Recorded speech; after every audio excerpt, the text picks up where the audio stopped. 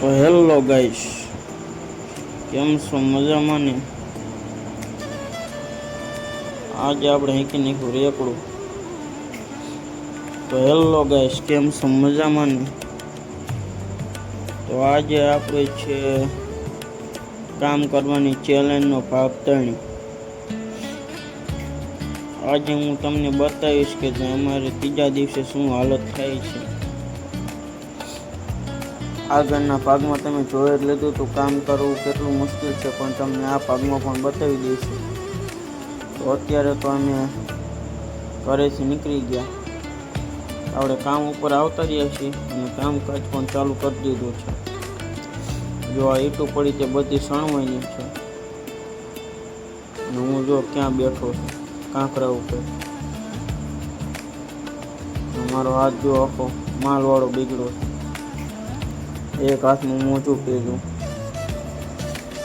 આપણે આટલું હજી કામ કર્યું છે, હજી તો ફરતી દિવાલ સણવાની, પછી આપણે અહીંથી ઘરે જવાનું.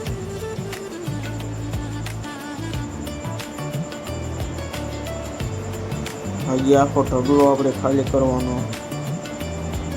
હવે આપણે કરી દીધું છે કામ ચાલુ. જો કામ ચાલુ થઈ ગયું છે.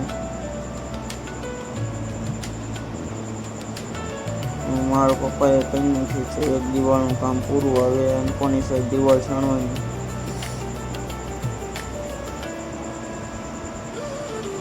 હવે થાય છે વાટાનું કામ. દિવાલનું કામ પૂરું થઈ ગયું, હવે તેમાં વાટો કરવાનો, પછી આગળનું સણતર ચાલુ થશે, તે સિવાય નહીં થાય. તમે જુઓ મારી હાલત કેવી થઈ ગઈ 3 hours લેટર. ત્યાંથી તો કામ પતે ને આપણે આવી ગયા છીએ આપણા ઘરે, અને હવે આપણે થઈ ગયા છીએ નાહી ધોઈને તૈયાર. કપડાં એના એ પહેર્યા છે પણ નાહી લીધું છે આપણે. અને હવે જો આપણે જઈશું ઘર બાજુ, કારણ કે ટાઈમ થઈ ગયો છે. બપોર પછી આપણે ગયા નહોતા કામ ઉપર, કારણ કે થાક વધારે લાગી ગયો તો કામ થોડુંક વધારે છે. આપણે હવે આવી ગયા વાડીએ આપણી માતાજીને દર્શન કરવા.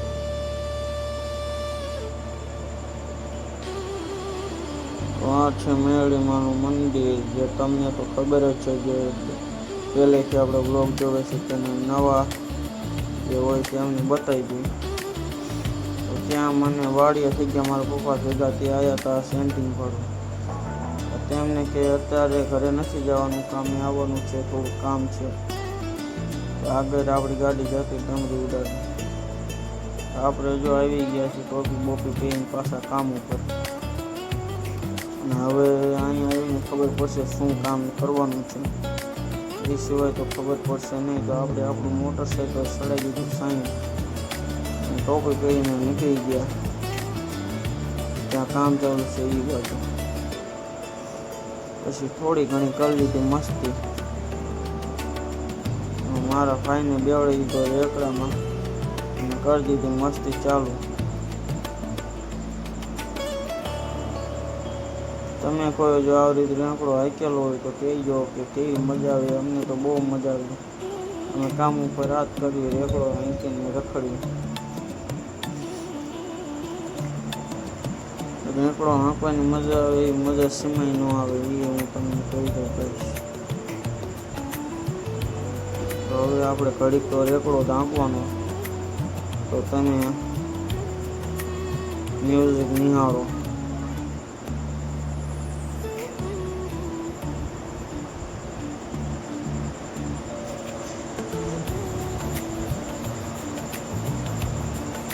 પછી તેને લઈ આવ્યા, પદુડી ફેરવીને આ બાજુ નાખો ખાડામાં. જો હવે રેકડો હલવાઈ ગયો છે ખાડામાં, અને તેને કાઢવો તેમાંથી મુશ્કેલ છે.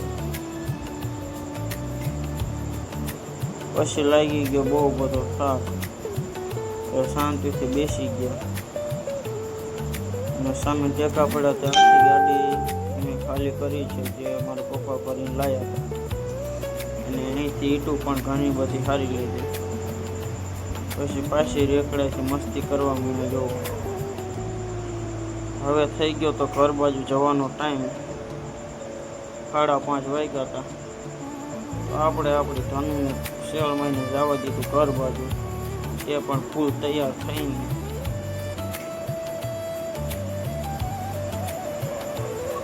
તમે જોવો આખા રોડ ઉપર નકરા ડમ્ફર જ છે. આપણે પહોંચી ગયા આપણી સાયલાની ચોકડી. આ છે સાયલાની ચોકડી આપણી. જે સાયલાવાળાનો તો પૂરેપૂરો અનુભવ છે. ડમ્ફરવાળા આડે દડ આ બાજુ ખોલી બાજુ નીકળે, આખો રોડ જામ કરી નાખે.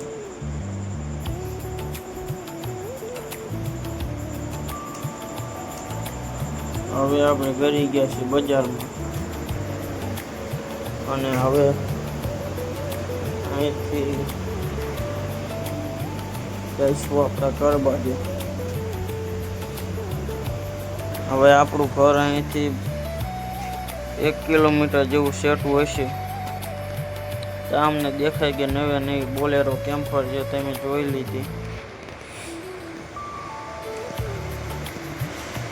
બજારમાં મોટરસાઇકલ ધીમું કંઈક ફાંસાક્યું તો ત્યાં કડી જાય અને કાં પડી જાય.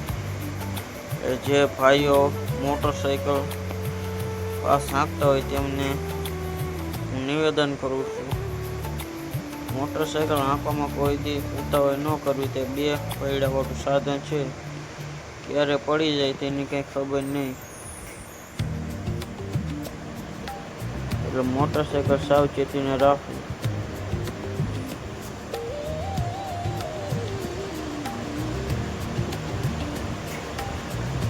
તો હવે આપણે પહોંચી ગયા છીએ આંખોના દવાખાને. જેને પણ આંખોને લગતી કોઈ પણ પ્રોબ્લેમ હોય એ આ દવાખાનાની વિઝિટ જરૂર કરજો. સાયલા,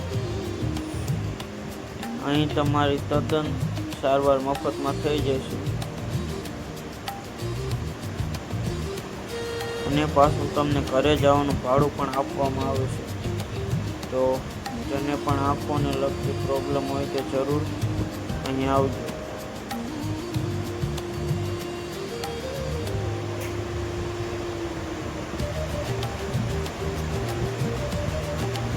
તો હવે આપણે કરી ગયા છીએ મેન ગેટની અંદર. નાખી દીધું છે મોટરસાઇકલ પગાર. ત્યાંથી વળી ગયા આપણે ફૂલ જ્યાં લેવા જતા તે શેરી.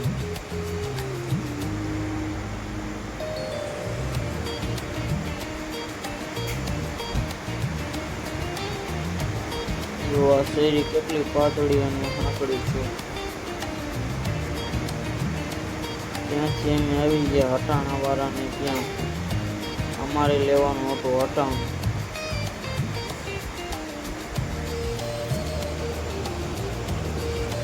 મોટરસાઇકલ મેં સડાઈ દીધું સાઈડમાં, અને હવે લેવાનું છે અહીંથી હટાણું. તો હવે આપણે મળી ઘરે આવતા રહ્યા. 2 તેલના ડબ્બા લઈ લીધા સાથે. અને જો આપણે ઘરમાં પહોંચી ગયા છે. અને જો મારું લુક હું કેવો તૈયાર થયો હતો. પછી આજે હતો રવિવાર, એટલે આપણે માતાજીને દેવાનો હતો ધૂપ, અને સાથે સાથે આજે ગણેશ ચતુર્થી પણ છે. એટલે આપણે મેરડીમાંને ધૂપ દેવાનો છે અને ગણપત દાદાને પણ ધૂપ દેવાનો. મેં તો ધૂપ દઈ દીધો હતો. તમે બધા પગે લાગી લીધું ગણપત દાદાને અને મેરડીમાંને.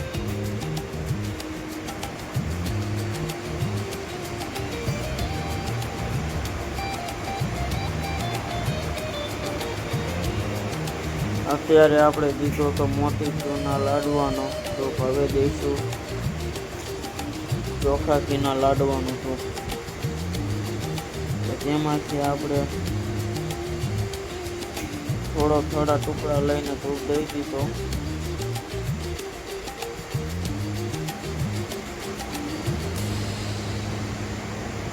અને પછી થોડું ઘણું પાણીનો છટકારો મારી દીધો.